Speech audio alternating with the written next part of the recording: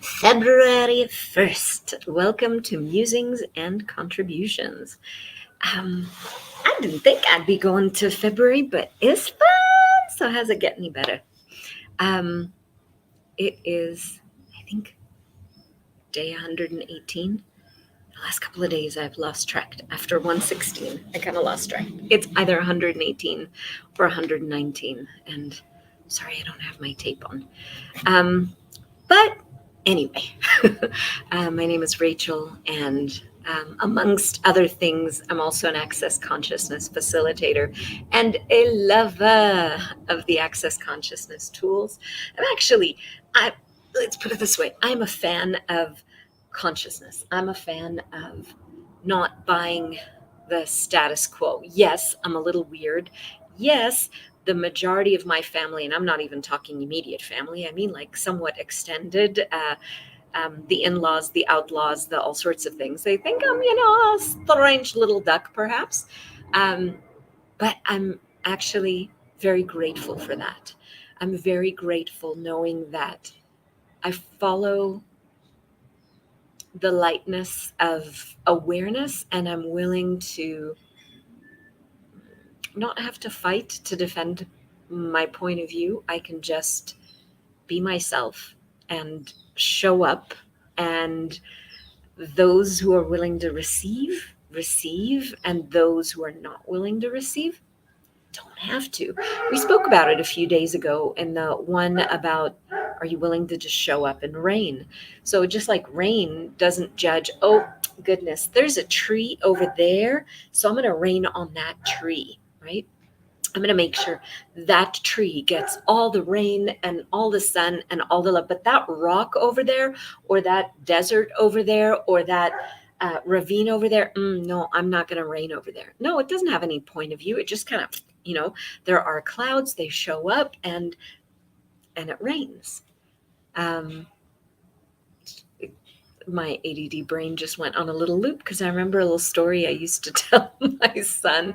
I partially remember the story, so it's not like I can go on a rampage and tell you this story, but I remember telling my son the story of the clouds and how rain came to be. And it was just a made up little thing, but it was a lot of fun. But it's been like, 20 years since I've told that story. So anyway, back to, the rain's not picky. And it's the same thing when you're being you and you're just willing to show up and be. You're willing to show up and receive. You're willing to show up and rain. You're just willing to show up. If it lands, you're being, you're raining, you're showing up in a place that's fertile, where someone's actually willing to open up to a different possibility, then something can flourish. If there's a seed in the ground and you happen to rain in that direction, that seed can take root and begin to blossom and flourish. But just like the rain isn't picky about where it lands, we're not picky about where we're being. And so some people, you might be their cup of tea, and for other people you might not be, and that's okay. It's really cool when you don't have to please everybody, when you don't have to make sure that everybody likes you, when you don't have to contort yourself, you don't have to twist yourself, you don't have to force yourself to be palatable for everybody. I think there was a graphic on Facebook at some point that said, I'm not everybody's cup of tea, but, I could be their shot of tequila or whatever. Not everybody drinks tequila. Not everybody even likes tequila. Not everybody likes tea. But that's the really cool thing. We don't have to be any one particular thing. We don't have to twist and turn and pretzel ourselves into being what we think other people are going to receive. We could just be, and we could just show up, and we could actually, and this is the kicker here, we could actually begin to celebrate the gift and the difference that we are. And somewhere in my world, it landed yesterday, I guess, that there is such a gift in the difference that we're willing to be when we're willing to just show up and reign, when we're willing to just show up and be ourselves without having it look any particular way, when we are willing to be us. There's no shouting involved. There's no having to defend anything. There's no having to show up as any particular thing. There isn't that force of trying to present a facade for anyone. And so, anywhere and everywhere that we've gotten lost in the story that we've been telling, gotten lost in the presentation of, oh, for these people, I must be like this. Would you be willing to let that go? Right, wrong, good, bad, all nine, pod, poc, shorts, boys, povads, and beyonds. That's the clearing statement from Access Consciousness. I did forget. Let's destroy and uncreate all of that. Right, wrong, good, bad, all nine, pod, poc, shorts, boys, povads, and beyonds. And I like the destroy and uncreate so much because literally in that particular case, you would be taking out that story. You'd be eliminating whatever limitation, whatever lie, whatever rigidity or intensity or solidity is there holding that story, that denseness alive. And it's fascinating to me. I had a small bars exchange today here, and traded bars with a friend, and we got into a really deep conversation, and it was beautiful to see a different perspective of looking at the world. And one of the things that we were discussing is how people have this tendency, and this is all of us, myself included, and most people that I know, we have a tendency to look outside to try to be fixed somehow, to get a patch, to get a magic pill, to get that, give me the perfect clearing that's going to change this, explain this clearing to me so that it makes sense, and then I understand it, and then I can deal with it, rather than the willingness to know that all that stuff that's not working out in our lives one way or the other is where we're not showing up and reigning, when we're not being ourselves, when we are somehow filtering or cutting out or modifying or hiding the gift of who we truly be. And for me, all of the Access Consciousness tools have been this gift of being us, have been this invitation to be us. Dynamically more so after I took my first Being You Changing the World class. Yes, I'm a little slow.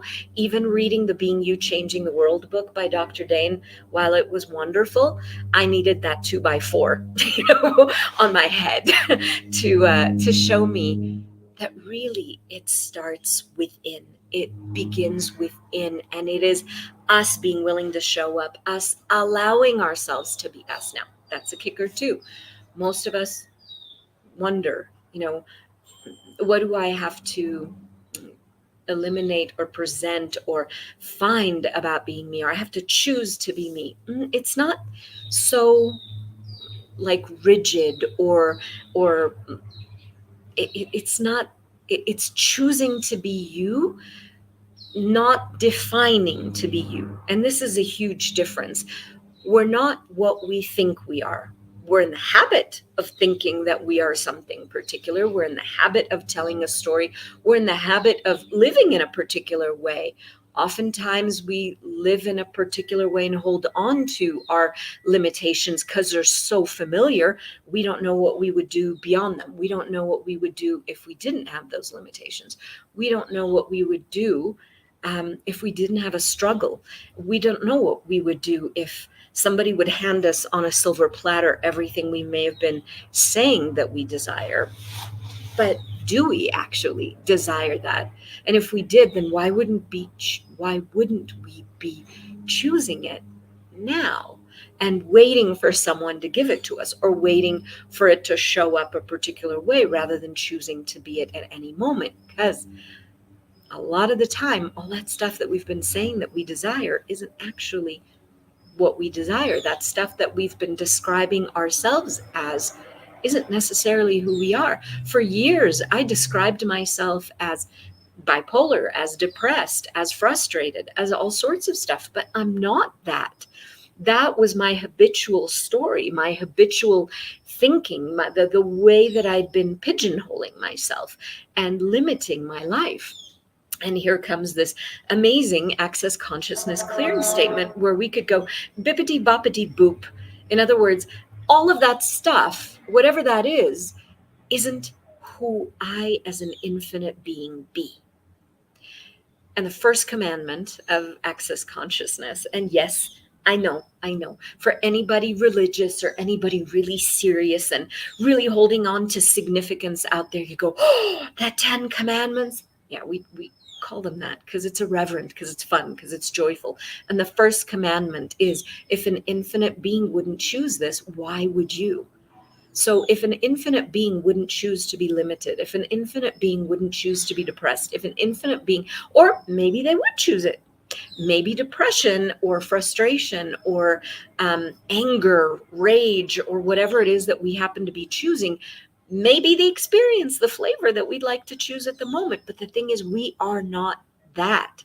See, so we've got something that's really cool where we can go, oh, great, I've chosen that experience. And that's been awesome for now, for this amount of time. This has worked for me up to now. And now what would I like to choose? Now what could I be and do different? Now what other experience would I like to have? Or maybe I'd like to have the same thing. No judgment. What works for you? The lovely thing about choice is that we could choose it for 10 seconds at a time, 5 minutes at a time, whatever works for us. But we can make a different choice. And when we get the really basic concept that we are not our thinking, we are not our storytelling, we are not that point of view that we've been holding on to or we've been using to describe ourselves for eons, then who the fuck are we? Like, really, like it's mind-blowing. We are so much greater than anything that we could have ever imagined before. We're not the story. We're not a problem. We're not an issue. We're not just who our family thinks we may be. We're not who even our pets think we are, or they probably see more of us than we're willing to see of ourselves. But we're not all that. We're greater than that. We are bigger than that. We're more expanded than that. And yet most of the time that we present ourselves on the planet, most of our living experience has been holding on to a particular, this is my facade, this is who I am, let me show you this face, let me show you that face. Oh no, I can't go into a neighborhood where the houses are this much money because, oh, that doesn't go with the story that I've been telling. Or whether it's on the upper side or the lower side, what experiences, what possibilities have you eliminated out of your life based on the story that you've been telling the world and yourself that you are? And an infinite being strikes me as something infinite. Wouldn't hold on to just one story. Would be flowing, I would think, between all sorts of possibilities, all sorts of experiences.